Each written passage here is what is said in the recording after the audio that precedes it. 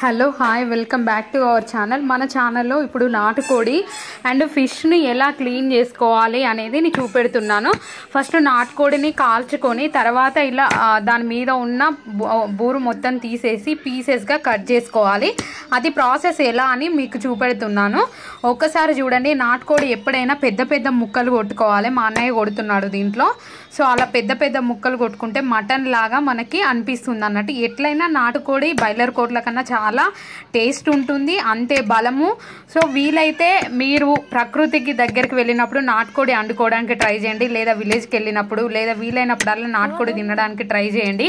దానిలోనే బలం అనేది ఎక్కువ ఉంటుంది, ఎందుకంటే అది ప్రకృతిలో ఉంటుంది కాబట్టి మందులు అలాంటివి ఏం యూజ్ చేయరు కాబట్టి నాటుకోడి తింటే చాలా బలమైంది. ఇలా లెగ్ పీస్ ఇలా తీసుకొని కొడుతున్నాడు. ఇది ఉడికినాక కూడా ఎంత స్ట్రాంగ్ అవుతుంది అంటే, అదే బాయిలర్ కోడేమో మెత్త మెత్త ఉంటుంది. సో ఎప్పుడైనా వీలున్నప్పుడన్నా తినడానికి ట్రై చేయండి. ఇలా మనము నాటుకోడి పీసెస్ని చేసుకోవాలన్నమాట. ఇప్పుడు నాటుకోడి కొట్టడంలోనే అదొక ఏంటిదంటే టేస్ట్ అనేది ఉంటుంది. మొత్తం అది బొక్కల్లానే ఉంటుంది కాబట్టి మనం ఇష్టం ఉన్నట్టు కొట్టితే అసలు ఏమి టేస్ట్ ఉండదు, అన్ని బొక్కలే కనబడతాయి.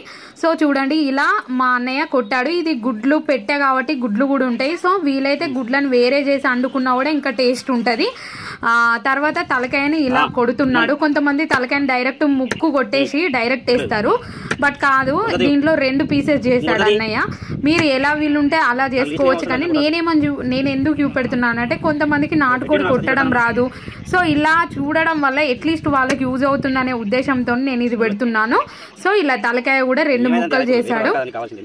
ఇది ఒకసారి చూడండి ఎంత వచ్చిందో. ఇది ఒక 1.5 kg అవుతుందండి. నెక్స్ట్ ఫిష్ ఇది బొచ్చ చేప అన్నట్టు. బొచ్చ అంటే తెలంగాణలో తెలుసు కదా, ఇది కూడా ఫేమస్.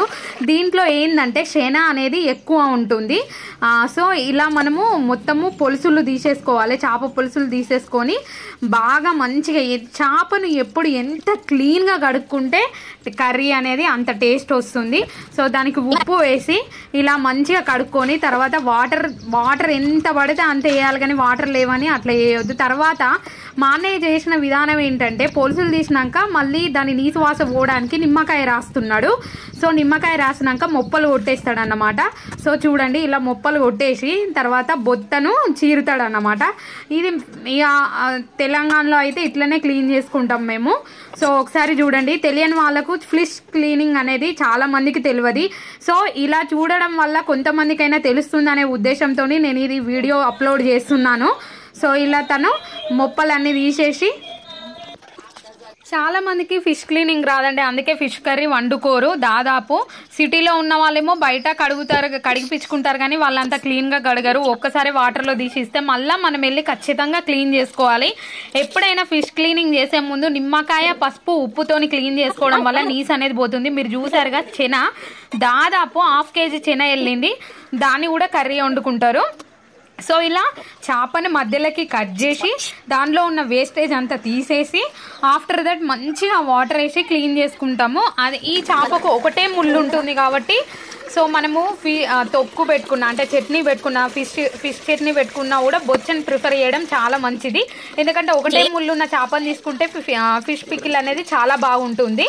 సో ఇలా మధ్యకి కట్ చేయడం జరిగింది. ఎందుకంటే చేప పెద్దగా ఉంది కాబట్టి ఇలా 2 పీసెస్ చేశారు. లేదంటే ఇప్పుడు ఈ 2 పీసెస్ ఇప్పుడు ఏంది మధ్యలోకి కట్ చేశారు, తలకాయ వేరే చేశారు, 4 పీసెస్ అయినాయమనంట.